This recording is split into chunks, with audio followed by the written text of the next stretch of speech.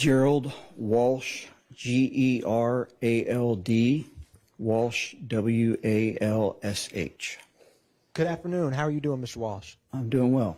Can you tell the jury where you currently are employed? The Department of Defense, Cybercrimes Center, DC3, as a technical instructor. And how long have you done that? Since September, mid-September.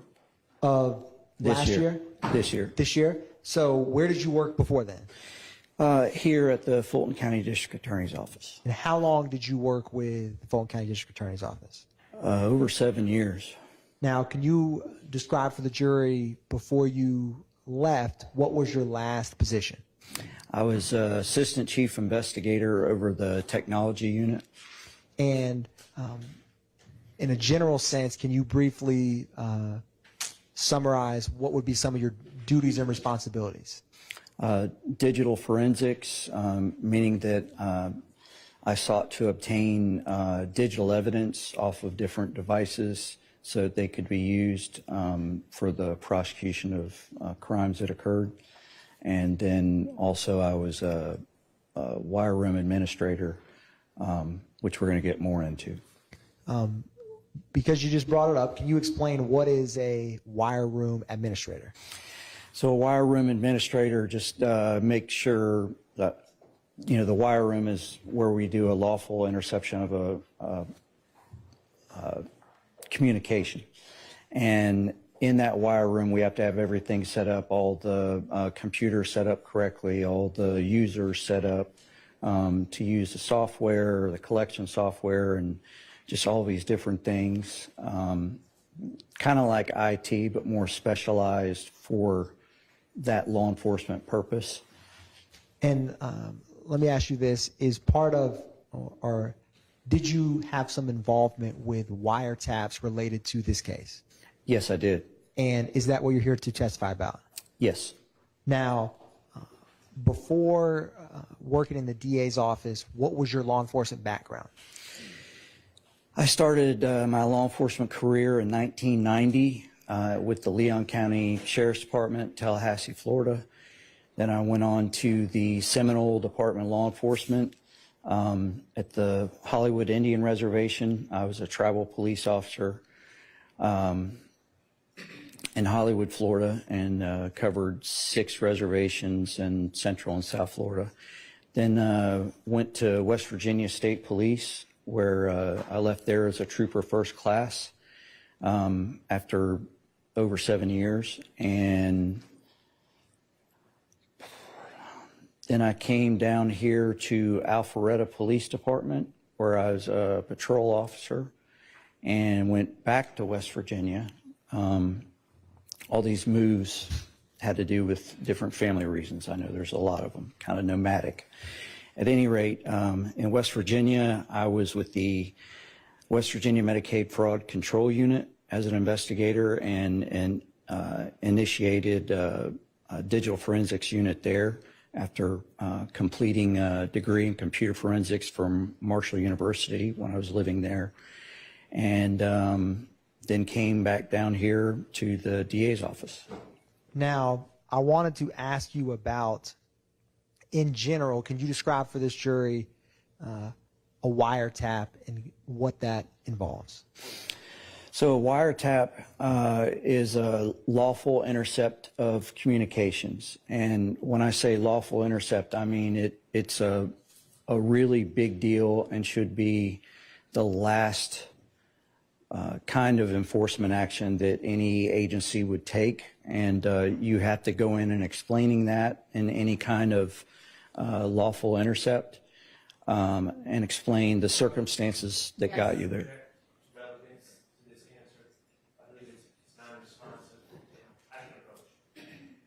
Your Honor, I can ask a couple other questions.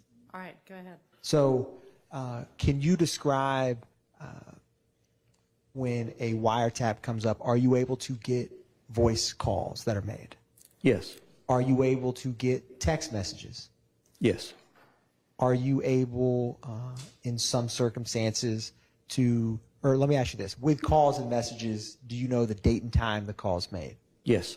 Do you know the number that is receiving or making the calls?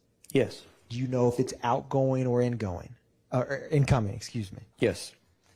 Now, and let me ask you this, what was your title or position as it relates to the wiretaps in this case? Technical case agent. And can you describe for the jury what wiretaps were obtained in this case in terms of who was the subject of the wiretap, or the phone number that was? I believe it was Damekion, Garlington, and I remember the last name, Sumlin. Damekion, Garlington, and Antonio Sumlin, does that? Yes. Now, and when you had this up, is there a secure location where the wiretap, when it's live, so to speak? Yes, it's always done in a secure location that is not made public due to operational security reasons. And is there a process called minimization that you can explain to the jury? Yes, so every wiretap court order involves minimization rules that are administered by one of the assistant or deputy district attorneys within the district attorney's office that monitors the lawful interception. And these rules are given to anybody that's involved in monitoring the wiretap, and really anybody that's connected to that particular investigation. But it's usually a short list of people, meaning that it's not discussed what's going on with anyone else and any of the agencies involved. And let me ask you this, without getting into specifics, is there occasions where a wiretap call, the sound would go in or out in terms of that call would be minimized? Yes, so a minimization rule, which can be different for each case depending on whatever the rules call for, but as a standard rule, whenever you listen to a particular target phone call, if you're looking for information about a particular crime or subject and that is not happening, then after a period of time you must minimize that call, meaning that you stop the recording, and when you stop the recording as a monitor, you cannot hear anything that is being said on that particular phone call. And there's no way to go back later and get that. Once you turn it off, it's off. You can't hear it, make any record of it. It's non-recoverable. So with some of the wiretaps that you did, in this case, if a call's being played and it all of a sudden just cuts to what appears to be a different part of the conversation, could that be a possible minimization in that call? Yes, and yes. Now, I wanted to show you, and Your Honor, I'm not going to publish these documents, but for efficiency's sake, I'm going to utilize these, and I can show Mr. Schardt quite briefly. I was going to, let me ask you this, Mr. Walsh, would some of the paperwork that you filled out and submitted to the various cell phone providers for these wiretaps, does that contain some data that's helpful in terms of phone numbers or dates as it pertains to the wiretaps you were involved with? Yes. And would looking at those documents help aid in testifying about phone numbers and data that you may not have on your memory as you sit here today? To refresh my memory, yes. Your Honor, I am going to approach the witness, and I will mark these before we conclude the day. All right. One brief moment, Mr. Walsh.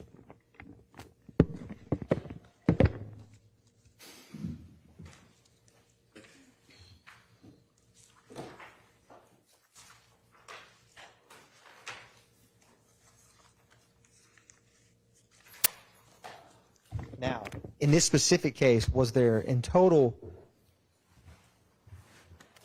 or let me ask you this, looking at those documents, if they would refresh your memory, can you say the last four of the phone number associated with Mr. Sumlin that you had mentioned a wiretap for?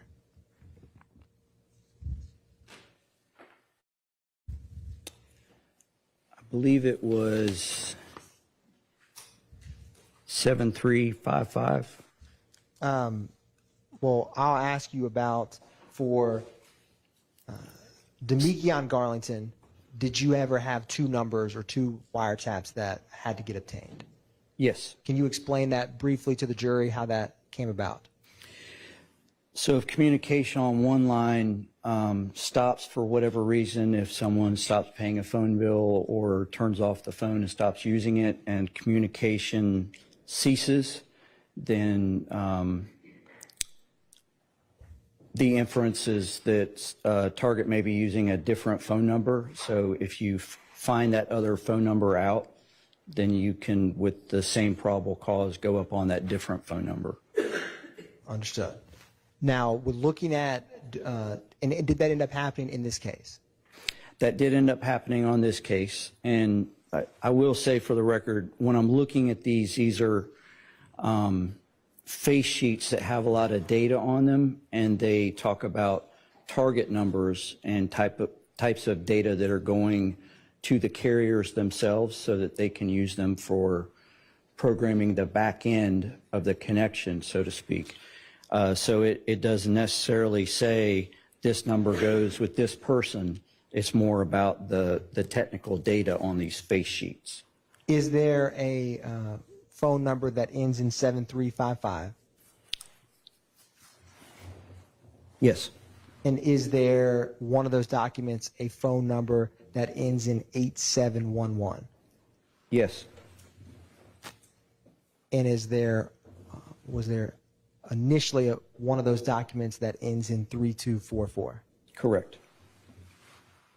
And let me ask you, before testifying here today, were you able to review a medium, bless you ma'am, blessed to review a medium that has some of the data from these wiretaps? Yes. And is, once the wiretap is complete, is someone, for example, defense counsel, a prosecutor, law enforcement, whoever, that after something's complete, are they able to tell the date and the time of the call and listen to the calls that are not minimized? Yes. And does this medium contain that data, so to speak, that someone could use to review a wiretap after it's complete? Correct. And it pertains to the wiretaps that were conducted for Mr. Garlington and Mr. Sumlin? Correct. And were you able to mark that medium after you reviewed it? I'm approaching the witness with what's marked as 437 Victor Victor. And is that a USB drive, Mr. Walsh? Yes. And is that the USB drive that you initialed? It is. And is it a fair and accurate depiction of the wiretap information for Mr. Sumlin and Mr. Garlington that you obtained? Yes. Your Honor, at this time, the state would tender or move to admit 437 Victor Victor at this time. It's admitted. Your Honor, before we admit it, could it be conditionally admitted? I'm just reiterating the prior objections and prior litigation that has already occurred regarding this, as well as conditionally subject to the litigation regarding the contents of that.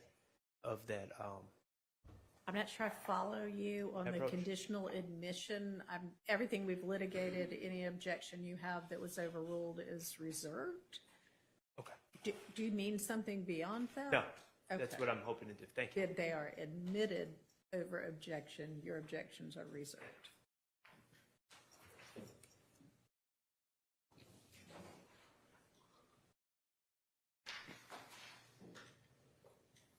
And let me ask you, Mr. Walsh, in general, was the beginning of these wiretaps in March of 2022? Yes. And was the ending of these wiretaps sometime in early May 2022? Yes. And were both of these wiretaps active at the same time, so to speak, in that window of time? They were. One brief moment, Your Honor. Do you know when you worked this wiretap, did investigator Viverito have any role or assigned title as related to this? Yes, she was the case agent, which is different from the technical case agent. And in a brief nutshell, what would your role be as the technical case agent?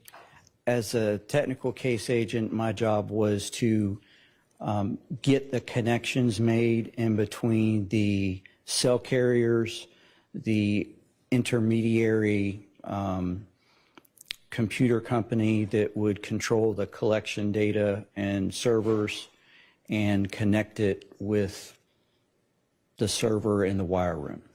And would in general, the case agent for wiretaps, what in general is their main role or function in this process? Their job is to review all of the collections and to make sure that the minimization rules are followed and or if they need to be changed for whatever reason.